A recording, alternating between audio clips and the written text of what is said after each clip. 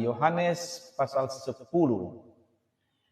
Sebelumnya di pasal 9 Yesus mengatakan kepada orang-orang Farisi di dalam bait Allah, dia mengatakan di ayat 41,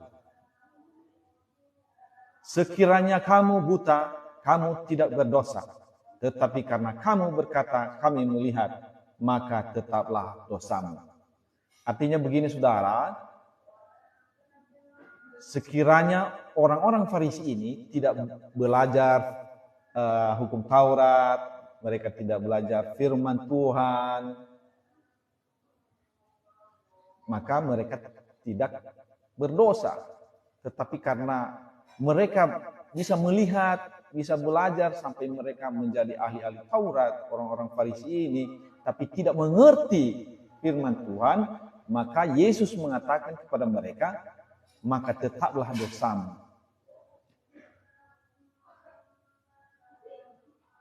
Yesus mengatakan, kamu ini orang Farisi sudah belajar firman tapi tidak mengerti. Berarti kamu memang buta secara rohani. Di ayat 10 ini Yesus memberikan satu perumpamaan. Kita akan baca mulai dari ayat 1. Aku berkata kepadamu, sesungguhnya siapa yang masuk ke dalam kandang domba dengan tidak melalui pintu, tetapi dengan memanjat tembok, ia adalah seorang pencuri dan seorang perampok. Jadi ayat 1 ini adalah satu perumpamaan yang diberikan oleh Tuhan Yesus. Apabila seseorang tidak melalui pintu, masuk ke dalam kandang domba, itu katanya seorang pencuri atau seorang perampok. Ini adalah sebuah perumpamaan, saudara. Dan dalam kenyataannya memang kalau seseorang tidak melalui pintu itu memang itu bukan seorang yang baik.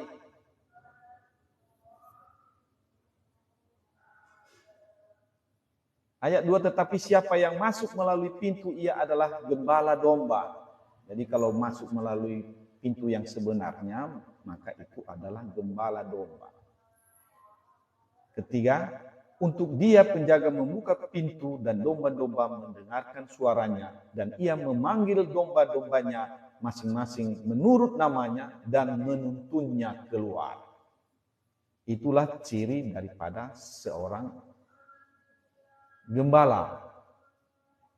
Jika semua dombanya telah dibawanya keluar, ia berjalan di depan mereka dan domba-domba itu mengikuti dia karena mereka mengenal suaranya. Tetapi seorang asing pasti tidak mereka ikuti, malah mereka lari daripadanya karena suara orang-orang asing tidak mereka kenal. Ayat 6, itulah yang dikatakan Yesus dalam perumpamaan kepada mereka, tetapi mereka tidak mengerti apa maksud ia berkata demikian kepada mereka. Yesus memberikan perumpamaan. Tadi dia sudah mengatakan kepada mereka, karena kamu tidak mengerti firman Tuhan, maka kamu tetap dalam dosamu. Kamu menjadi pengajar Yahudi. Jadi dia memberikan satu perumpamaan sekarang kepada mereka. Namun mereka tidak mengerti juga.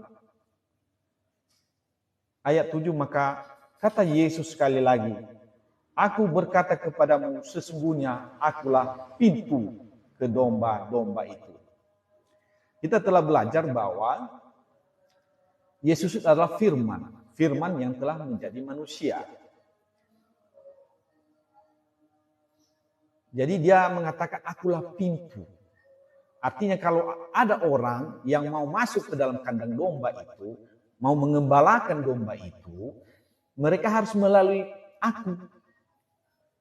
Aku adalah pintu, aku adalah firman. Ini maksudnya para nabi sebelum orang-orang Farisi berkuasa, saudara, yaitu dari zaman Musa sampai kepada zaman Malyaki, semua nabi itu melalui pintu. Maksudnya mereka diutus oleh Tuhan. Sama seperti Musa, ketika Musa diutus oleh Tuhan. Ketika Musa berjumpa dengan Tuhan dan disitulah dia diutus. Itu maksudnya akulah pintu. Ada pengutusan untuk menggembalakan domba. Mulai saat itu Musa menggembalakan umat Israel. Dia diutus oleh Tuhan, ada pengutusan. Makanya Yesus mengatakan, apabila orang yang tidak diutus, tidak melalui pintu, maka mereka itu adalah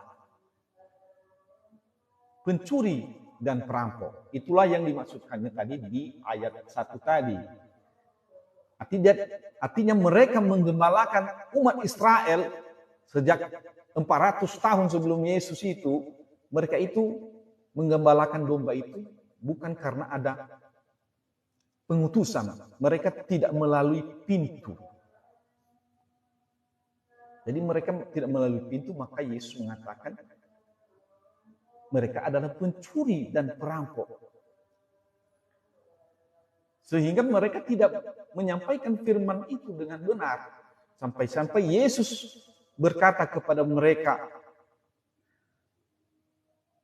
di pasal 9 ayat 41 tadi, seandainya kamu buta, kamu tidak berdosa. Artinya seandainya sama seperti orang buta itu yang disembuhkan itu kamu tidak berdosa.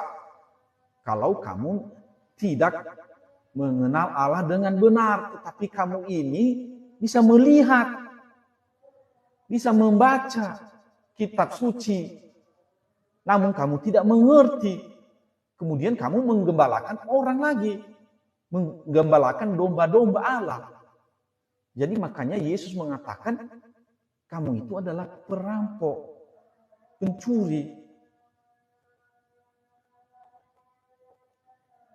Ayat 8, semua orang yang datang sebelum aku adalah pencuri dan perampok, dan domba-domba itu tidak mendengarkan mereka. Artinya semua orang-orang Farisi ini, bukan maksudnya para nabi ya, karena para nabi itu menjadi nabi karena ada pengutusan langsung dari Allah. Dari zaman Musa sampai kepada zaman Maleakhi. Tetapi setelah itu 400 tahun sampai datangnya Yesus yang berkuasa itu, yang menggembalakan domba-domba Israel itu adalah orang-orang Farisi dan ahli-ahli Taurat. Mereka hanya belajar menjadi sarjana teologi, menjadi orang-orang yang pintar, ahli-ahli Taurat dalam agama Yahudi. Makanya Yesus mengatakan ini, semua orang yang datang sebelum aku adalah pencuri dan perampok. Artinya bukan melalui pengutusan. Dan domba-domba itu tidak mendengarkan mereka. Yesus mengatakan ayat 9, akulah pintu. Barang siapa masuk melalui aku, artinya lulus administrasi. Melewati saringan, melewati aku, melalui pintu. Akulah pintu, kata Yesus tadi, akulah pintu. Akulah pintu, barang siapa masuk melalui aku, ia akan selamat dan ia akan masuk dan keluar dan menemukan padang rumput.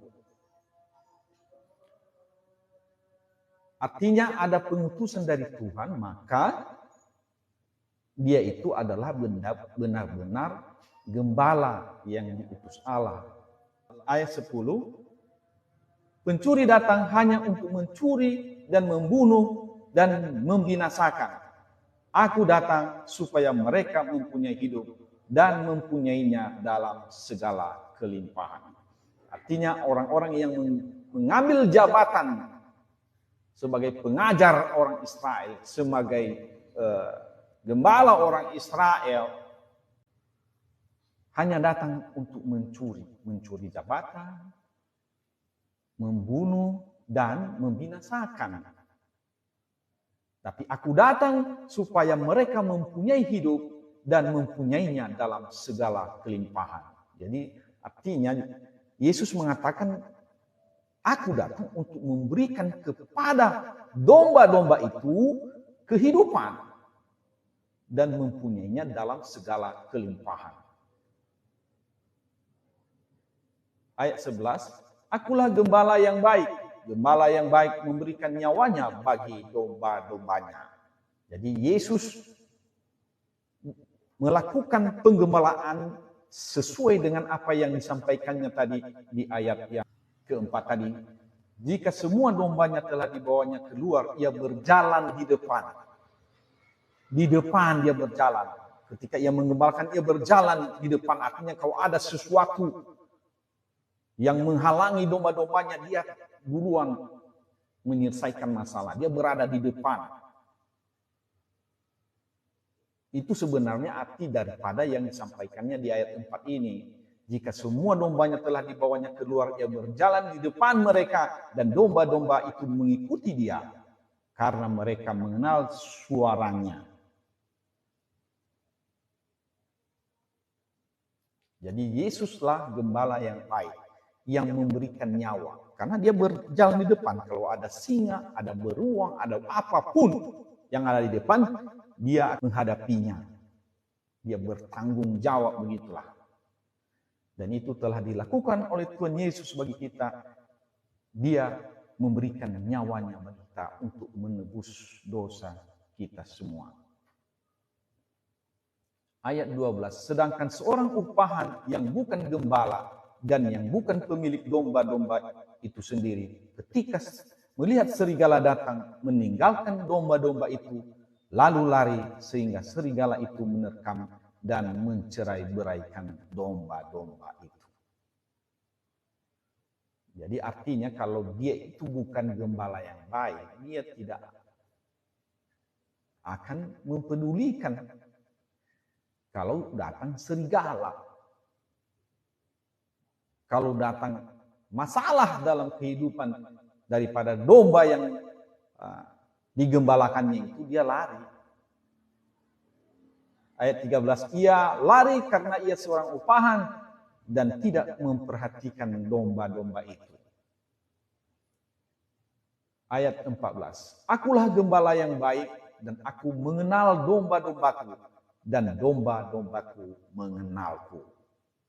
Jadi artinya begini, ketika Yesus mengatakan aku adalah gembala yang baik, aku mengenal semua domba-dombaku itu. Jadi dia tahu siapa dombanya. Dia mengerti apa keadaannya. Jadi Yesus Tuhan kita sampai saat ini juga mengenal kita, memperhatikan kita. Karena dia adalah gembala yang baik. Dan kita mendengarkan suaranya. Jadi sebenarnya dalam kehidupan kita sebagai orang yang percaya kepada Tuhan ini, kita mempunyai hubungan yang sangat erat. Hubungan yang sangat erat. Sehingga kita mendengar suaranya, mengenal dia. Katanya tadi, aku mengenal domba-dombaku dan domba-dombaku mengenal aku. Jadi kalau ada orang yang menyatakan bahwa dia adalah pengikut Yesus, tapi dia tidak mengenal Yesus dengan benar, malah meragukan bahwa Yesus itu adalah gembala yang baik, adalah Tuhan yang menggembalakan hidupnya, dia merasa dia tidak mengenalnya bahwa Yesus itu adalah Allah yang telah menjadi manusia. Nah, itu perlu dipertanyakan itu, saudara. Dia tidak mengenal bahwa Yesus adalah firman yang telah menjadi manusia. Allah yang telah menjadi manusia, Roh Kudus yang telah menjadi manusia. Itu artinya dia tidak mengenal Yesus. Makanya Yesus berkata, akulah gembala yang baik dan aku mengenal domba-dombaku dan domba-dombaku mengenal aku. Artinya kenal betul. Tidak merasa samar-samar lagi. Ayat 15, sama seperti Bapa mengenal aku dan aku mengenal Bapa, dan aku memberikan nyawaku bagi domba-dombaku. Jadi itu sudah terjadi saudara, bahwa Yesus telah memberikan nyawanya bagi kita untuk membela kita saudara. Dia rela mati di kayu salib untuk kita. Di dalam Matius 11 ayat 27 dikatakan, semua telah diserahkan kepadaku oleh Bapakku, dan tidak seorang pun mengenal anak selain Bapa, dan tidak seorang pun mengenal Bapa selain anak, dan orang yang kepadanya anak itu berkenan menyatakannya. Artinya, kita bisa mengenal siapa itu Allah kita itu hanya kalau Yesus berkenan menyatakannya kepada kita. Jadi tidak semua orang mengenal Yesus.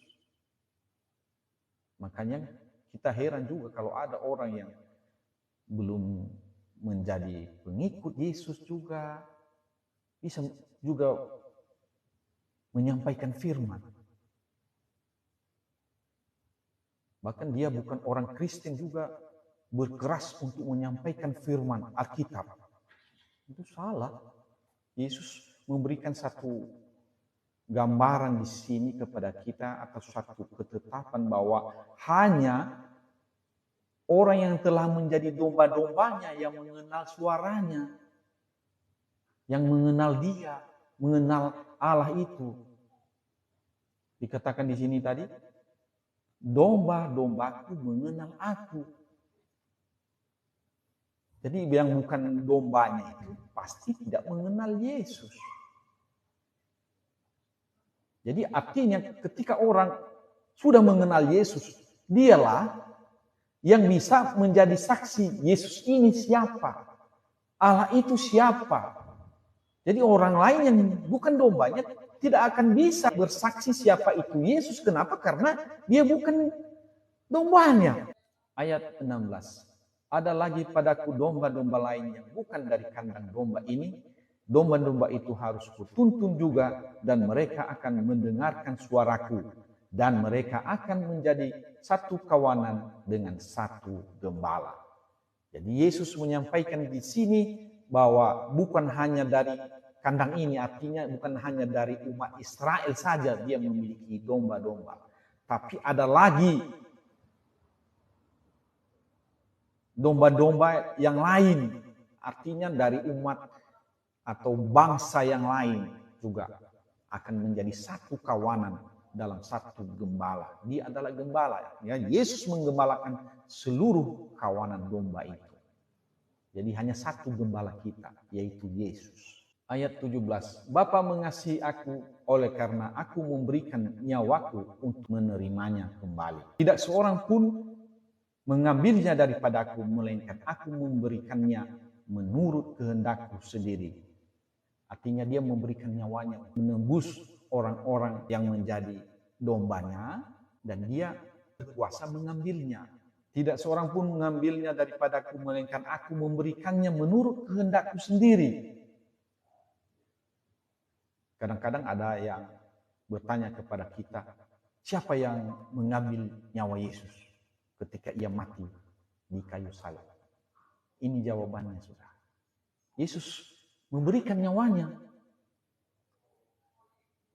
Aku berkuasa untuk memberikannya, dan aku berkuasa mengambilnya kembali. Ketika ia setelah mati, dia bangkit kembali pada hari ketiga. Dia mengambilnya kembali. Inilah tugas yang kuterima dari Bapakku. Artinya tugasnya itu adalah menyelamatkan manusia. Dia bangkit dari maut. Dia mau menyatakan bahwa dia bisa memberikan dan bisa mengambilnya kembali. Artinya ketika dia memberikan nyawanya untuk penebusan umat manusia, dan dia bisa mengambilnya kembali dan hidup kembali. Ayat 19. Maka timbullah pula pertentangan di antara orang-orang Yahudi karena perkataan itu. Banyak di antara mereka berkata, ia kerasukan setan dan gila. Mengapa kamu mendengarkan dia? Yang lain berkata, itu bukan perkataan orang yang kerasukan setan. Dapatkah setan memelekkan mata orang-orang buta? Jadi mereka, orang-orang Yahudi ini terbelah, saudara, ketika mendengarkan perkataan Yesus tadi. Yang satu mengatakan bahwa Yesus itu kerasukan setan dan gila, dan yang lain mengatakan bukan. Dapatkah setan memelekkan mata orang-orang buta?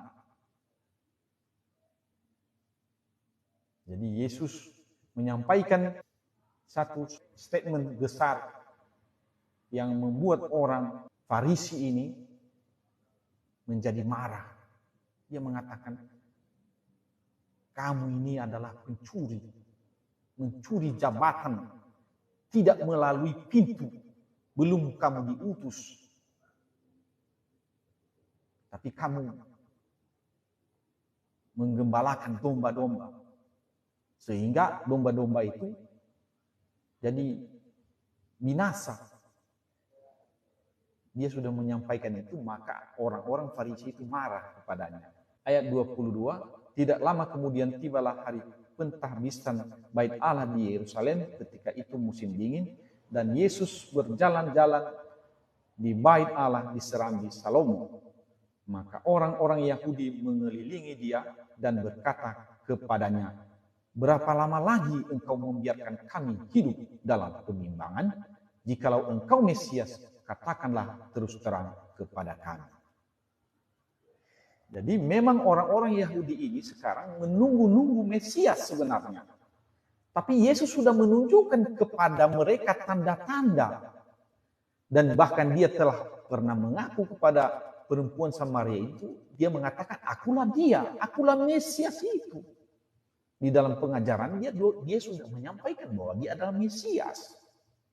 Namun mereka bimbang terus. Karena apa yang disampaikannya itu juga sepertinya memukul orang-orang Farisi, sehingga orang Farisi itu tidak berterima dengan pernyataannya itu. Ayat 25, Yesus menjawab, aku telah mengatakannya kepada kamu, tetapi kamu tidak percaya.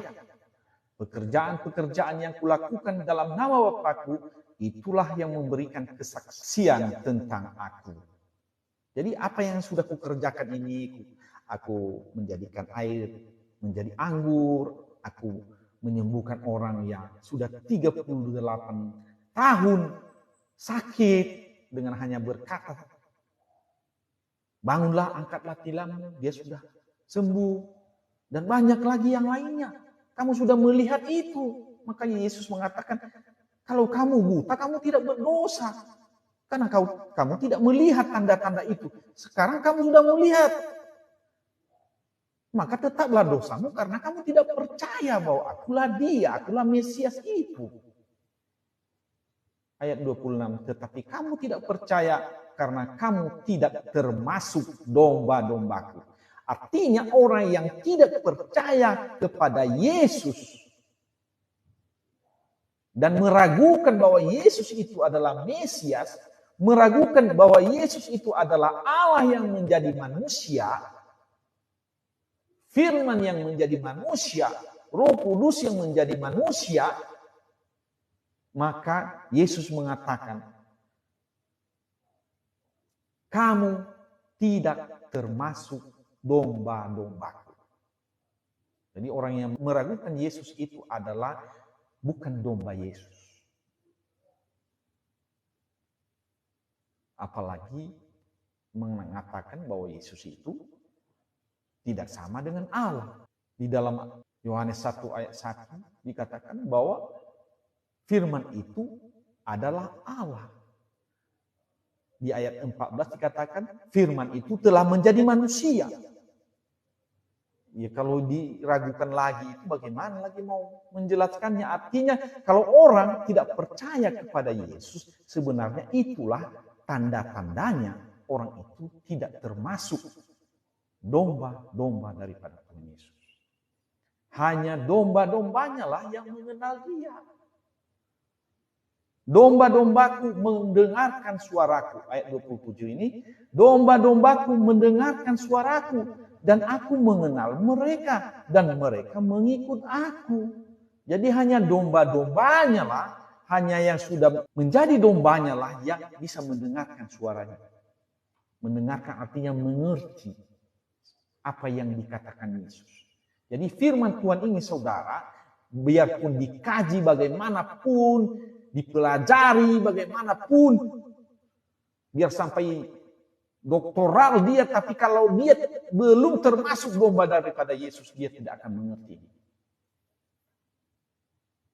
Karena hanya secara pengetahuan. Karena firman Tuhan adalah Allah sendiri. Dan rahasia Allah. Allah sendiri yang mengajar. Memberitahukan tentang dirinya, tentang kerajaan Allah.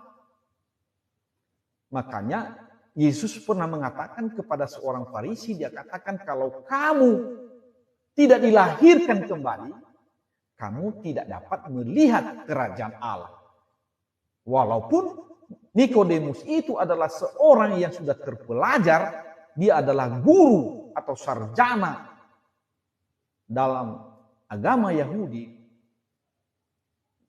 Dia tidak mengerti firman Tuhan. Maka Yesus mengatakan kamu harus dilahirkan kembali. Kamu harus dilahirkan dari air dan roh. Setelah kamu dilahirkan dari air dan roh, kamu baru bisa masuk dalam kerajaan. Bisa melihat kerajaan Allah itu. Apa sebenarnya kerajaan Allah itu. Sehingga kamu bisa mengajar. Bagaimana kamu bisa mengajar? Kalau kamu tidak mengetahui, kamu bisa bersaksi tentang sorga. Kalau kamu tidak dilahirkan kembali. Itu syarat utama. Makanya Yesus mengatakan di sini, domba-dombaku mendengarkan suaraku. Artinya mengerti. Mengerti dan melakukan. Mengerti apa yang disampaikan oleh Tuhan Yesus dan melakukannya. Domba-dombaku mendengarkan suaraku dan aku mengenal mereka dan mereka mengikut aku. Artinya ikut. Tidak berbantah-bantah.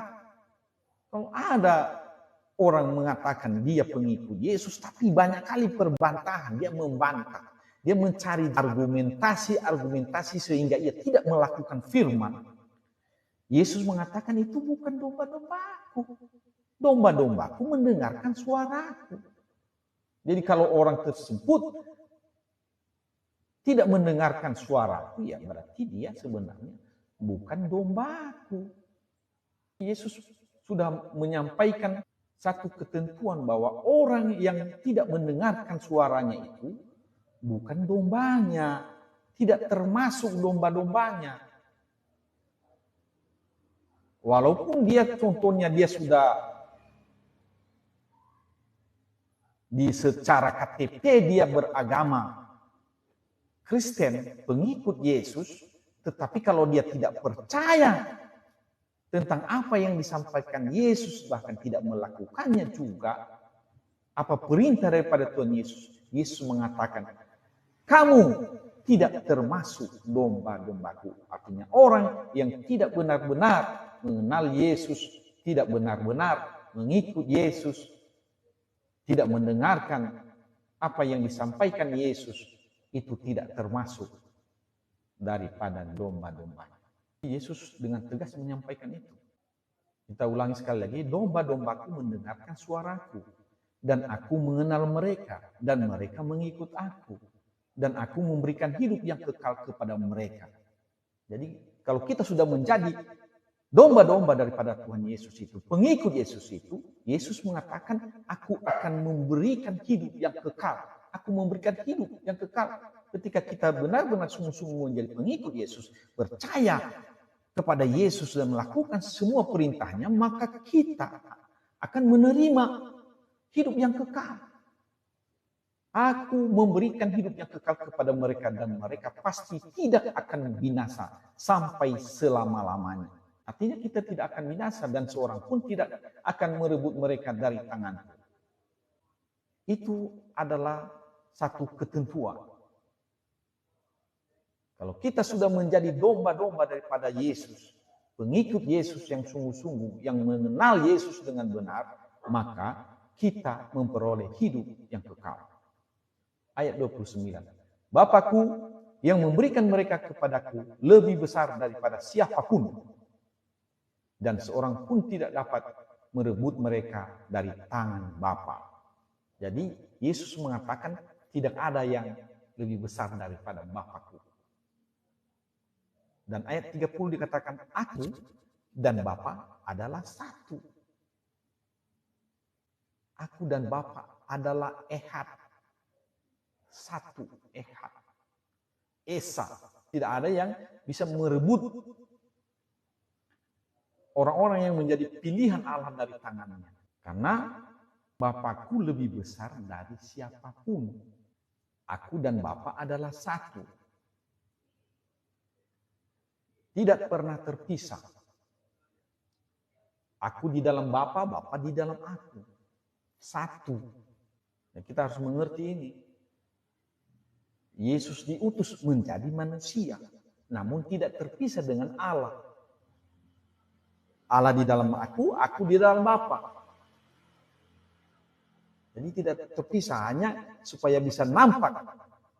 Maka Allah menjadi manusia. Bisa dilihat oleh mata manusia. Bisa berbicara langsung manusia dengan manusia.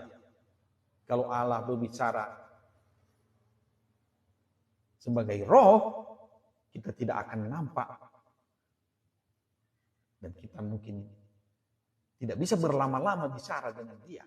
Tetapi ketika ia telah menjadi manusia, kita bisa berbicara kepada Allah itu. Maka dikatakan Yesus ini, aku dan Bapa adalah satu. Jika kamu sudah melihat aku, kamu sudah melihat Allah. Kamu sudah melihat Bapa. Karena roh itu tidak nampak. Maka itulah kebijakan daripada Tuhan itu mengambil rupa sebagai manusia. Supaya bisa manusia melihatnya. Dan Allah mengajar manusia, berfirman kepada manusia secara langsung. Ayat 31. Sekali lagi orang-orang Yahudi mengambil batu untuk melempari Yesus. Mereka marah karena Yesus mengatakan aku dan Bapa satu. Berarti dia ini katakan, berarti dia Allah. Maka mereka mengamuk. Ayat 32, kata Yesus kepada mereka, banyak pekerjaan yang berasal dari Bapakku, yang kuperlihatkan kepadamu. Pekerjaan manakah di antaranya yang menyebabkan kamu mau melempari aku? Ayat 33, jawab orang-orang Yahudi itu, bukan karena suatu pekerjaan baik, maka kami mau melempari engkau, melainkan karena engkau menghujat Allah. Jadi kalau Yesus menyamakan dirinya karena dia katakan aku dan Bapa satu itu, artinya sama dengan Allah, artinya itu Yesus menghujat. Inilah dasar-dasarnya, makanya mereka mau melempari Yesus. Karena engkau menghujat Allah dan karena engkau sekalipun hanya seorang manusia saja menyamakan dirimu dengan Allah. Nah, inilah yang menjadi pertentangan mereka. Mereka tidak tahu bahwa Yesus itu adalah firman. Yang berfirman menjadi manusia. Supaya dia bisa berbicara langsung kepada manusia. Makanya dia mengambil rupa sebagai manusia. Jadi mereka masih tetap menganggap bahwa Yesus itu sama dengan mereka. Yang dari debu tanah. Padahal kalau mereka tahu sebenarnya bahwa Yesus itu adalah Roh Tuhan, Roh Kudus. Yang masuk ke dalam rahim Maria. Menjadi anak manusia. Allah yang menjadi manusia. Di dalam Lukas 1 ayat 35 katakan bahwa Roh Kudus turun atas Maria. Jadi kalau mereka tahu sebenarnya Yesus ini memang benar-benar Allah yang jadi manusia, mereka tidak akan melakukan ini. Tetapi karena mereka hanya mengerti bahwa Yesus itu adalah manusia biasa saja dan menyamakan dirinya dengan Allah, maka mereka mau melemparinya dengan batu. Ayat 34, kata Yesus kepada mereka, tidakkah ada tertulis dalam kitab Tauratmu, aku telah berfirman, kamu adalah Allah. Kita bisa lihat ini, apa yang disampaikan ini di dalam Mazmur 82 ayat 6. Aku sendiri telah berfirman, kamu adalah Allah, dan anak-anak yang maha tinggi, kamu sekalian. Ayat 35, jikalau mereka kepada siapa firman itu disampaikan disebut Allah, sedang kitab suci tidak dapat dibatalkan. Artinya kepada orang-orang Israel itu dikatakan mereka adalah Allah. Jadi kepada siapa yang disampaikan tadi firman Tuhan itu, kamu adalah Allah, itu bisa dikatakan mereka Allah. Namun kepada aku, kalian marah kalau aku mengatakan aku dan Bapa satu. Ayat 36, masihkah kamu berkata kepada dia yang dikuduskan oleh Bapa dan yang telah diutusnya ke dalam dunia, engkau menghujat Allah karena aku telah berkata aku anak Allah? Itu maksud daripada Tuhan Yesus. Artinya kamu tidak membaca juga bahwa ada di dalam kitab Tauratmu hal yang seperti itu. Masihkah kamu berkata kepada dia yang dikuduskan oleh Bapa dan yang telah diutusnya ke dalam dunia, engkau menghujat Allah karena aku telah berkata aku anak Allah? Jikalau aku tidak melakukan pekerjaan-pekerjaan Bapakku, janganlah percaya kepadaku. Tetapi jikalau aku melakukannya dan kamu tidak mau percaya kepadaku, percayalah akan pekerjaan-pekerjaan itu, supaya kamu boleh mengetahui dan mengerti bahwa Bapa di dalam aku dan aku di dalam Bapa. Jadi artinya, kalau kamu tidak percaya apa yang kukatakan, percaya dengan pekerjaan-pekerjaan yang kulakukan. Sama seperti Nikodemus ketika ia berjumpa dengan Yesus, dia mengatakan tidak ada seorang pun yang bisa melakukan tanda-tanda yang engkau lakukan kalau dia tidak disertai oleh Allah. Jadi melalui itu sebenarnya kalian bisa melihat bahwa aku di dalam Bapa, Bapa di dalam aku. Ada keilahian. Ada perbedaan dengan kalian sebagai orang-orang Farisi ini, orang-orang Yahudi ini berbeda dengan aku. Jadi mereka tidak mengerti itu, maka mereka terus marah. Ayat 39, sekali lagi mereka mencoba menangkap dia, tetapi ia luput dari tangan mereka. Jadi memang Yesus belum mau menyerahkan diri, sehingga dia luputlah. Kan gampang sekali bagi Yesus itu. Di pasal sebelumnya Yesus menghilang dari tengah-tengah mereka. Ya itu karena memang Yesus memang roh kudus. Allah sendiri. Allah itu roh. Jadi bisa dia kemana saja. Bisa dia luputlah dari situ kalau dia belum mau menyerahkan diri.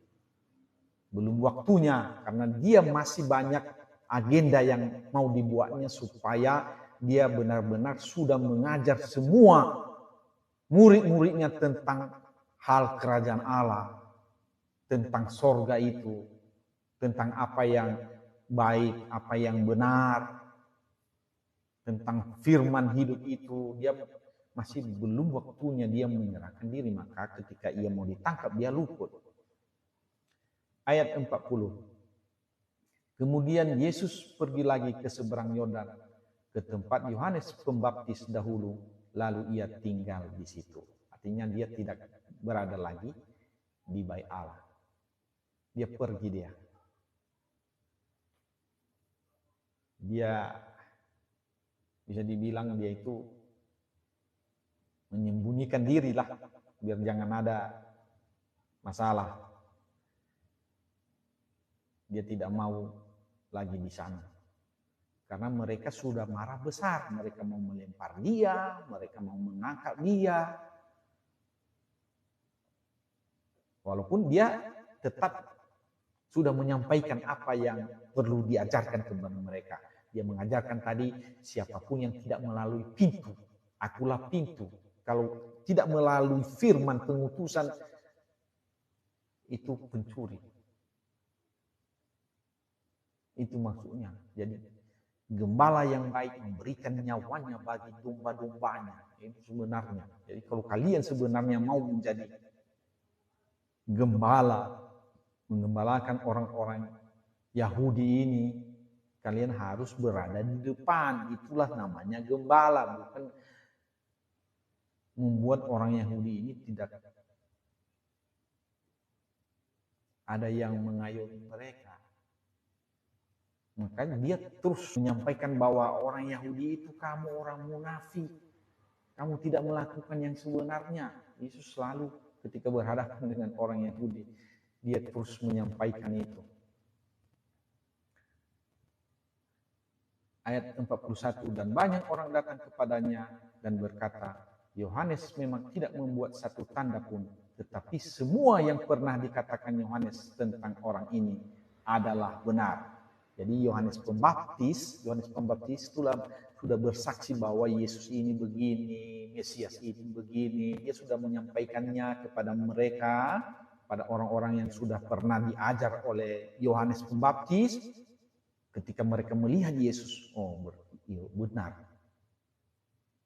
Ya, apa yang sudah mereka dengar itu, apa yang dikatakan oleh Yohanes Pembaptis itu, oh benar-benar inilah dia orangnya, inilah Mesias itu. Dan banyak orang di situ percaya kepadanya. Jadi Yesus ini selalu mengajar dengan terus terang. Dia tidak segan-segan menyampaikan kebenaran itu, sudah. Dia menyampaikannya dengan tegas. Jadi melalui firman Tuhan ini, pasal 10 ini, kita mengetahui bahwa Yesus itu adalah gembala yang baik. Yesus itu adalah pintu. Dia adalah firman. Firman. Jadi kalau kita melalui firman itu, maka kita adalah utusan Allah. Kita lah yang diutus Allah. Jadi harus ada pengutusan sebenarnya. Bukan melalui sekolah. Jadi itu yang disampaikan oleh Tuhan Yesus ini, bahwa orang-orang Farisi itu tidak melakukan yang sebenarnya. Mereka adalah pencuri, pembunuh, dan pembinasa. Jadi ketika kita menyerahkan diri kepada Tuhan, kita mau digembalakan olehnya, maka kita benar-benar termasuk domba-dombanya yang bisa mengenal suaranya, mendengarkan suaranya. Kita mengerti apa yang disampaikannya. Jadi kalau kita baca Alkitab, kita mengerti. Kenapa? Karena kita termasuk domba-dombanya. Jadi orang yang tidak akan bisa mengerti firman Tuhan kalau dia tidak menjadi domba Yesus. Jadi itulah yang kita pelajari, saudara, hari ini. Semoga Tuhan memberkati kita semua.